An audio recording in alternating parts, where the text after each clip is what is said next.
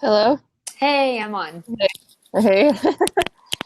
Yeah, the Zencaster usually doesn't work very good with your phone, so that's definitely Mm, why that wasn't working. gotcha. I was gonna say it Yeah. looks like I was gonna be able to pull it up on my Chromebook, but I wasn't. I'm not very good with the software, so. No, I get it. I'm still learning all that stuff too. So I was like, yeah, let's Okay. just do it on Anchor because I know what I'm doing on there. All right. Okay, so just gonna do, it's already recording right now, so I'm just gonna do a short introduction real quick. And then like I already told you, I just was gonna have this focused on like the Shakti yoga. hmm Just talking about that, and then I'll just mention just what you said in the bio, just mentioning a couple things in the beginning, Okay. and then I'll lead, like I said, when you do your introduction, I'll just be like, okay, and then we'll just get into talking about the yoga since that's your specialty. Okay. Does my sound okay? I'm getting like a little bit of static, so I just want to make sure it's good on your end. Yeah, I can hear you perfectly fine. Okay, cool. Yep, you sound good. Okay. Alrighty, let's go. Sorry, I'm like my neck is all like I've slept wrong or something last night, Mm, so I'm trying to get like in a comfortable position. yeah, take your time. Okay. Alrighty, here we go. Okay. Welcome everybody to the KT Talk Show. This is KT, your host. Today is Friday, I believe August 14th or 13th, something like that. It's not Friday the 13th, so it's got to be the 14th. hmm Today I have my guest, Leah. She is a certified yoga instructor, massage therapist, energy worker, and professional mystic, among many other things, of course. And Leah, why don't you go ahead and introduce yourself, and then we'll get into the fun topic of yoga today. Yeah, my name is Leah. I am born and raised in the South, uh, Appalachian area of Georgia and Tennessee. I have been working as a yoga teacher, massage therapist, energy healer for, I guess, about 6 or 7 years now. So the path itself is, of course, ever evolving and changing as the timeline of the planet does as Yeah, of well course. into the craziness that we're at right now. But yeah, Okay, awesome. And how did you get started with yoga, the Shakti yoga? Because like I just messaged you earlier and I was just, asking you about that. So I'm really curious about it. yeah. So my first yoga teacher training was a 200-hour like Ashtanga Vinyasa training. And so basically what that means, there's many different lineages of yoga asana and philosophy. Um, the Vinyasa lineage itself comes from an Ashtanga based lineage. So those two are really similar in a lot of, their postures, their constructs, that kind of thing. Hmm. But it's the Ashtanga lineage is much more disciplined and in kind of like masculine and like almost even militant in its sequencing. With the Ashtanga lineage, there's like 6 or 7 different series, I think. And you begin with the primary series and you do that same series of postures basically until you master it. Okay. So like every day that you roll out your mat, you're doing the exact same sequence of postures. You would traditionally be doing this with a teacher who can help you to modify postures, um, as you need to, so you can practice them safely. And yeah, you would just do that same sequence until your teacher says, all right, now you're going to learn the second series. And then you Hmm. move on and up through the rankings like that. Vinyasa is Ashtanga and really even hatha based yoga postures, but they're sequenced differently. So in a vinyasa class, you're looking at like a more, what we in the West see as like a flow based yoga, Hmm. where you're still doing the kind of like, the chaturangas, the planks, the heart opening of the upward facing dog. You're moving through that connecting flow from your sequence side to side. Um, but you have more freedom in how you sequence the postures. So you don't necessarily have to do the exact same thing every time you roll out your mat. You can kind of mix and match the postures as you like in a way that feels good for your body. And so that's kind of our flow yoga. You have a little bit more of the feminine aspects, right? So Yeah. Shakti yoga, as I have been trained, my 500-hour certification is actually in the Akhanda Shakti lineage. And Akhanda, essentially translating as whole, as in like a holistic, all-encompassing practice. And the Hmm. Akhanda lineage itself is a really classical, like Hatha Indian yoga, which is what my teacher was certified in. But my teacher then adds the elements of the divine feminine. So Okay. Akhanda Shakti is essentially like a really traditional, classical yoga practice with an emphasis on awakening, healing, and empowering the divine feminine. Okay. So we see that through how you sequence the asana, but also how you use chanting and mantras and breath work and meditation and ritual and ceremony can all be infused into this practice. Hmm. Yeah, that's one of the biggest questions that I had for you is kind of how you integrate all those things in the way that you do it as you like an instructor yourself. So kind of how you integrate all the mantras and all that because Mm-hmm. I know it can be somewhat, confusing for people too. Yeah, totally. And especially, as the I guess the best way to put it, the whitewashing of yoga here in the West is really coming to the forefront. And a lot of that is being questioned. Things like, Sanskrit mantras and chants, like when are they appropriate to use, right? And to Hmm. offer to people. But so that's certainly something I want to go ahead and point out. I know a lot of these mantras that I have learned from my teachers who have trained in ashrams in India, and so they got it straight from their master and then brought it to me. So I can feel a connection with that, but um, yeah, also being able to embrace like my own ancestral lineage, which is much more Celtic and Scotch Irish, and so Hmm. essentially weaving in mantras or medicine songs from that tradition, and really just allowing myself to be like guided by my own intuition. Hmm. And in the South, especially, this can be really tricky because it's not everyone is receptive to the more traditional aspects of maybe what I have been taught. So Hmm. um, just using my own to be able to know what to offer people. And so I guess all of that to say, like, though I'm trained in these lineages and I respect these roots and this is what my foundation is, I also have this own connection to my own divine feminine energy and like my own Shakti and my own ancestral lineage and being able to pull pieces of magic and wisdom from those places as well to form an experience that feels really good, not only for myself as a teacher, but for the students in the room.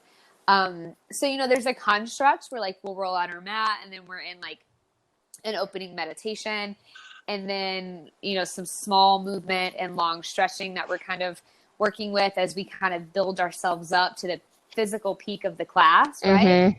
And then we bring ourselves back down. And then to do that, we're using breath work, probably weaving that intention or mantra or chant in and out of the class. So it's still really relevant. And then closing with a breath work and the meditation at the end. Awesome. And how does somebody with your specific, are you just do you do like in-person classes with all this kind of going on? I know things Mm. have to be different for you. Do you offer virtual classes or are you still doing like your you know what I mean, in-person Yeah. classes? What do you offer for people Yeah. usually? So I've taught at a studio, many public classes for many years. Mm-hmm. Pre-COVID, I think sometime of October of last year, I stepped out of the public studio. Just wasn't finding a good energetic fit here in my hometown for what I was offering and felt really kind Mm-hmm. of far away from my personal practice. So I wanted to take some time to, just my practice. Right. And so I started practicing at different studios myself and then in doing that. And then, COVID happened. So yeah, right now I offer virtual sessions for people, via FaceTime or Zoom or like whatever is accessible. Mm-hmm. Um, So far with people that I've already kind of known personally, people who have already been in my public classes, which isn't necessarily like a prerequisite for having those classes, but it is nice to be able to know, what their bodies are, or where their bodies are at, like how I can keep them safe because I've been with them in person and, we already have an established relationship. Mm-hmm. But yeah, and so there are, here in Tennessee, public studios that are opening back up. The rules are certainly different, but if you're comfortable um, with, taking a virtual class, I think that's a really beautiful way to not only get, a practice started, but to really commit to a home practice for yourself. Yeah, of course. And anybody that's looking for, like maybe let's just say the beginners that aren't, Mm-hmm. haven't even, don't really know much about yoga, let's say, for example, or don't really know much about meditating, because this is, you're, as a guest on my show today, this is new as far as like the yoga goes, Mm-hmm. yoga practice goes. So for anybody that, like I said, is new or just beginning into this, like what would you suggest to them? Because I know that me personally, like I had to do some very basic beginner yoga poses just to kind of understand what it meant. You know what I mean? Just to Yeah. understand what it meant. And then I started looking into like Kundalini, and I knew Mm-hmm. from other people like that can be powerful, if you're doing mantras and things like that, because you can bring on things that you really want, and then it gets handed to you, and then you're like, oh, Mm-hmm. you can't Yeah. handle it. Right. So that's just something that I personally have heard and what, and have experienced actually. But so I just kind of wanted, for you to give people kind of a little, advice on how to get started and what not to do when you're beginning yoga practice. Yeah. So for me, I was originally drawn to yoga. I think for the physicality of it, I knew that there was a spiritual aspect that I was interested in, but what kind of hooked me was the physical practice, which is what we call asana or the postures.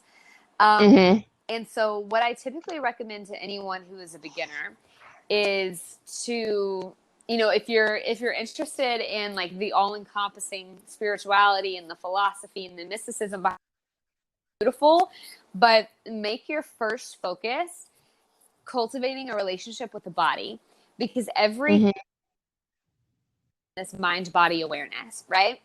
And it's through creating this mind body connection and that awareness that we deepen our awareness of everything else, that we deepen our connection to the intuition, like bodies, to the chakras themselves. So finding a practice that physically feels good for you, because like I said, there are so many different types, right? We talked Mm-hmm. about ashtanga being really militant and disciplined, and then vinyasa is a bit more flowy, and those are pretty intense physical practices. And then you have like a yin yoga, which is, really deep stretching and yoga for the connective tissue and the fascia of the body. So what that looks like physically is like us laying on the floor and using a lot of props like bolsters and blocks to Mm-hmm. find a really deep spinal twist, or maybe a soft bridge pose, and then you're there for like 3 to 5 minutes, right? So Right. that's a really beautiful place to start to feel into your body if that's a new practice. I think a lot of us, kind of growing up in the West with exercise science as we know it via physical education practices, or even mainstream, like, gym workouts that we've seen, there's some awareness to be learned there, absolutely. But the idea of really fostering of a mental connection with the physical body for me was often lost in translation.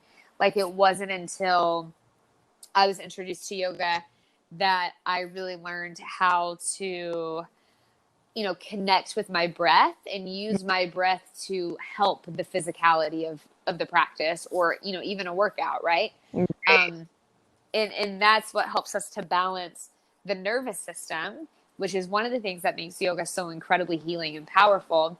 And when we balance the nervous system, we're, also seeing the effects of that in the mind as well.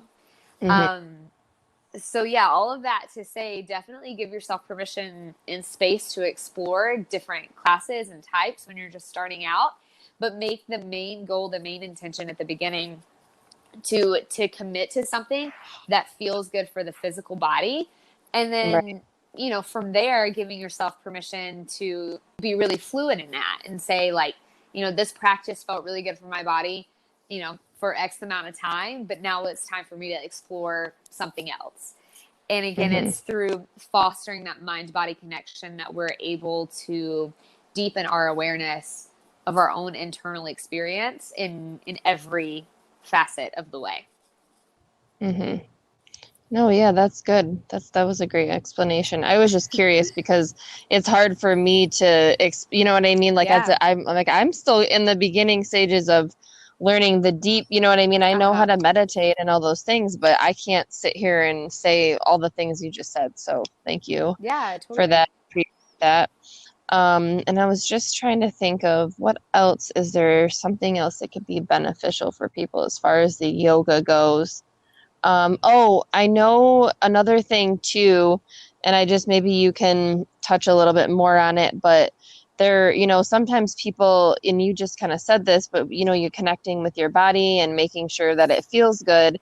And sometimes people, even though they'll put themselves in certain poses, it might be uncomfortable Mm-hmm. or, uneasy. And I know that there's ways to like modify those poses as well. But I do know that I just wanted to point out that I remember a lot of instructors would say, if it feels uncomfortable in any way, shape, or form, like don't Mm-hmm. do the pose. And so basically I guess my question is for people who, are really trying to go through a practice and like let's say they're watching your class and they can't do they can't do that pose, like what could they do instead of like during that time to kind of keep them in that flow? Yeah. So if you were watching a virtual class, and um, I have some offerings that are going to be released soon where that will be an option, where you'll have a video that you can play and follow along with. For myself personally, I try to go ahead and offer modifications that will be beginner friendly as well as perhaps a bit more advanced. Mm-hmm. Um, but the important piece for that is, and what I say in my classes to my students in person often, and even with my clients as we're moving through body work and massage, there's a difference between discomfort and actual pain. Mm-hmm. And one of the beautiful disciplines that we learn in yoga is how to sit with discomfort. And when we learn to do that physically on our mats, then we become much more disciplined with being uncomfortable in our everyday lives, right? So, Mm-hmm. maybe like downward facing dog is a really foundational posture. In the vinyasa and ashtanga lineages, it's considered even a resting posture. But for a beginner, it's a lot of work because it's a full body opening and strengthening shape. So Mm-hmm. the hands are really activated. Keeping the hands really strong activates the forearms, the triceps, the biceps, right? All the way into the shoulders. We're strengthening and we're opening the shoulders.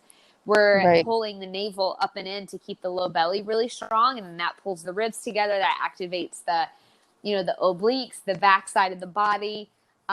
We're keeping the low back long, right? And maybe doing that by bending the knees just a touch. So then we're getting even deeper into the quads. We're stretching through the hamstrings. We're strengthening the calves.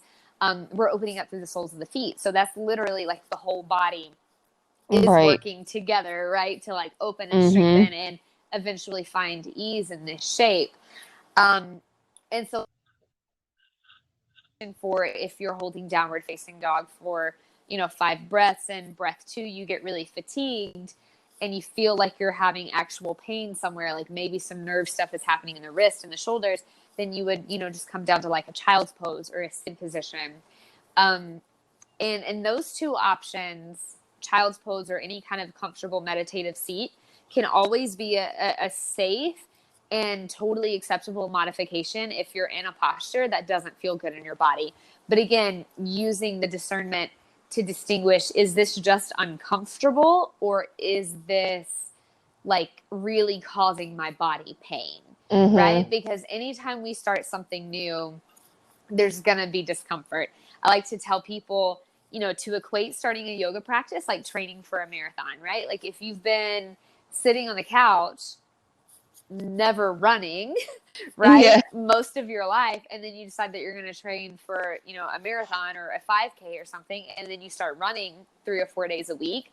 Like, obviously you're going to feel the effects of that, right? And there's going to be pain, there's going to be discomfort, but, you know, trying to be really honest with yourself and use discernment and say, what part of this is okay for me to continue working through that discomfort to build strength and open myself up physically and flexibly. And then at what point do I say, okay, this is actually hurting me and I need to back out and find something that actually feels better? Because for every posture in yoga that seems perhaps like the fullest expression or more advanced, we're able to find a posture that does the exact same thing for the body, even if it looks a little bit different.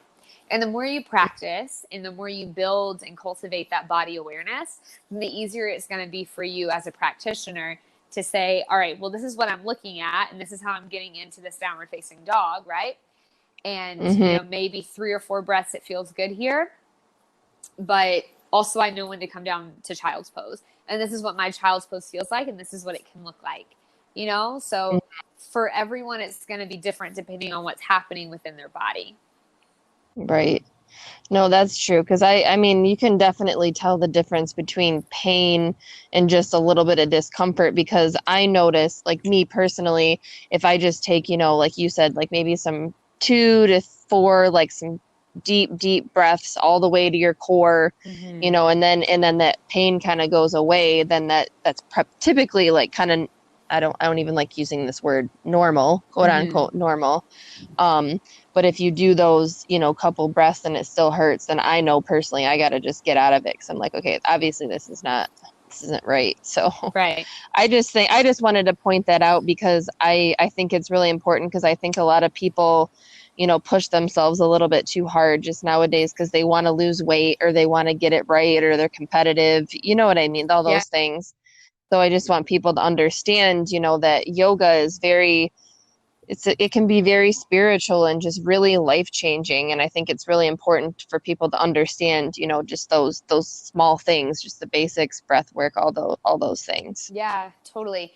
And So, it's easy to forget or maybe just not even realize for our culture, I think, that yoga in its essence is a spiritual practice. And from mm-hmm, the teachings that I've acquired from my teachers who, have practiced in a really traditional setting for a really long time and learned from masters and then, received the permission to pass the information down. Like, there's the tradition to that, but, what we practice physically, like the postures themselves, are really the only goal of the postures are to essentially open and strengthen the body to be able to sit in meditation for longer periods of time. The word right. yoga itself translates to the phrase to join or adjoining. And so basically what yoga, the word, means is to join mind, body, spirit with source all together. Mm-hmm, Right.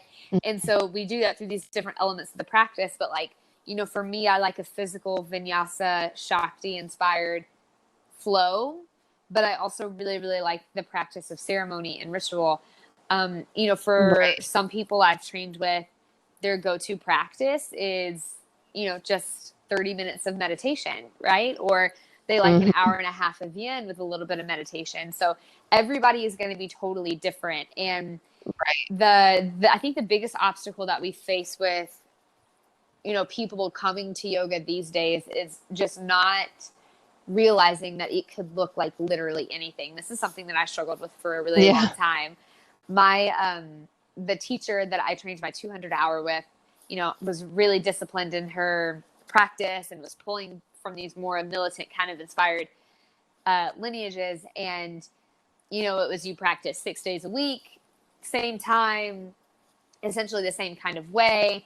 And that's eventually how I got into this idea of a more Shakti inspired feminine yoga practice, because as women specifically, we are so cyclical. we don't show up the same way every single day. And not to say that men do, right? Like everybody is Yeah. different day to day. Um, but women, we have a 28, 30-day menstrual cycle, right? Mm-hmm. And that Yep. affects us energetically, physically, emotionally. So I Mm-hmm. got to this point in my practice where I was really connecting with the cycles of my body, and then watching how I would, roll out my mat to practice. And then I had all of these expectations for what my physical practice should look like. And, Yeah. at the end of the day, it wasn't nourishing, it wasn't medicinal. But that was what I was Mm-hmm. taught. And I didn't really have the, I hadn't given myself the grace and the permission to be like, hey, the beautiful part of the spiritual practice is that it could be anything that nourishes you spiritually and helps you connect with spirit and your higher self in these higher realms. Um, so yeah, I think we Yeah. see a lot in the mainstream media these days, like handstands and arm balances. And I mean, they're a lot of fun and I play with them as well, but like, that's not the yoga, right? The posture isn't the Mm-hmm. yoga. The mat's not the yoga. The clothes aren't the yoga. It's whatever's No. happening internally, right? And so, Mm-hmm. can you, especially if you're a beginner, give yourself the permission to totally accept yourself and be compassionate and graceful with yourself, that like whatever I'm doing on my mat isn't going to look anything like what's happening next to me in that public class. And that's totally fine. It's not supposed to. We're all different bodies, right? Mm-hmm. We can all do a lot of the same things, but at the end of the day, we're all probably going to look different, right? Like that's Exactly. just how it works. And so that's not the Mm-hmm. important piece. The physical practice is really just a vehicle into the deeper layers of the self. And as Definitely. we strengthen ourselves and we open ourselves up physically, the same thing is happening emotionally, energetically, mentally, and spiritually. And so we're just watching a ripple effect kind of ripple inward, if you will, to create space in our energetic, spiritual, emotional selves, to really, fall into alignment with our highest self, the person we're really Mm-hmm. ready to be. Right. No, yeah. I agree with everything you're saying, and I'm glad that you kind of expanded on that a little bit because you said exactly what I need you to say as far as just, for people to understand, what yoga really is and what it can be Mm-hmm. if you really, put your whole self into it. Because yoga really is a beautiful, and meditation is beautiful. Yeah. I mean, it really is. Yeah. So, um, well, I don't think I have anything else. The only thing that I like to do is if you have anything special coming up, or if you have any tips or anything that you like to give out to the community, you're more than welcome to, advertise your stuff now. I don't care at all. That's what I'm here for. Yeah, That's what I'm cool. here for. So, Well, you can find me on Instagram, either Greenwich Village Official or Leah Marie Magic with a K. Both of those will take you to the Greenwich Village website, that has recently been revamped. So still kind of blank because we do a lot of in-person events, and obviously that's not happening right now. But we are getting ready to release our first online educational offering. It's going to be called Intro to awesome. Moon Magic. And this is a really good way to introduce yourself to, the essence of like a more feminine, Shakti inspired yoga practice. So it'll be a series of videos. You'll get a little workbook with the package as well, um, where you'll learn about the energy behind the phases of the moon, how that Awesome. energy manifests within your body, and ritual and asana practices to help you align with that energy. So there'll be classes for like new moon, waxing, full moon, waning, and then dark moon. So you'll be able to, use them month after month if you like. They'll be just generic enough that they're not really too astrologically specific. So you can continue to come back to them to realign yourself with the cycles and the phases of the moon. And yeah, a connect really beautiful way to really begin to honor your own like Shakti feminine energy because we cycle the same. And this is a good way to get in touch with yourself physically, emotionally, energetically, to say, you know, on this day, this is how I feel. And in a couple of Hmm. days, it shifts, and this is how I feel. But yeah, so Intro to Moon Magic is going to be our first virtual offering, which I'm really, really excited about. It'll be our first bundle. And it'll be a great way to kind of tap into all of those things. So that'll be up on the website in October. So Awesome. available for purchase then. And it is a bundle, so you'll pay a one-time fee, and then it's yours forever. You have access to the content forever. So yeah, right now that's kind of the biggest thing. Hmm. I love to be able to offer in-person events, and hopefully in the next, few months we can start back with some of that before Samhain gets here, but we'll see. COVID's really kind of Right. hindered all of our fun in-person stuff. But yeah, connect with me online via Instagram, Leah Marie Magic with a K, Greenwich Village Official. Find us there, keep up with what's happening. Yeah. Awesome. Well, thank you for that. I might actually join in on that because, and real quick question, Yeah. what phase is the moon in right now? Is it We are waning. So new moon, waning? yeah. Okay. So new Okay. moon is Wednesday, like a waning gibbous right now, I believe. So that just means that the moon is getting smaller and moving That's what I towards thought. dark moon. And dark moon is when there is no moon in the sky. And then from there, new moon, which is that a pretty little small sliver at the beginning of the cycle as we start to wax towards full. Okay, that makes sense. Yeah. I'm actually just learning about this, so I just had to ask you that real Yeah, quick. totally. Awesome. Yeah, I'm just learning about you know what I mean, just the Uh-huh. phases of the moon. What I mean, you know all about that stuff, but I was like, that's pretty cool. I just looked up the terms, the waning and the waxing, so I'm like, oh, Yeah. well, it's funny that you bring that up because I'm gonna ask you the question. Yeah, absolutely. That's from what I've discovered in my years of practice, that is the like most direct route to connecting with Shakti energy. And then weaving that Mhm. into a physical practice, because we are so cyclical and so fluid. If we can embrace that fluidity, then we can consistently allow ourselves to, you know, participate in a practice that nourishes us day to day, as opposed to attaching ourselves to the expectations of what it should be like. Exactly. No, that was perfect. That was very well said. Very well said. Well, thank you, Leah, so much for coming on today. Appreciate you taking the time out, your 30 minutes of your time to Yeah, come absolutely. hang out with me today. And I'm sure we'll be chit-chatting more and have some fun other episodes to do. So, Perfect. Well, I really appreciate it. Thank you for having me. yeah, of course. I will talk to you soon. Yeah, thank you. Okay, bye.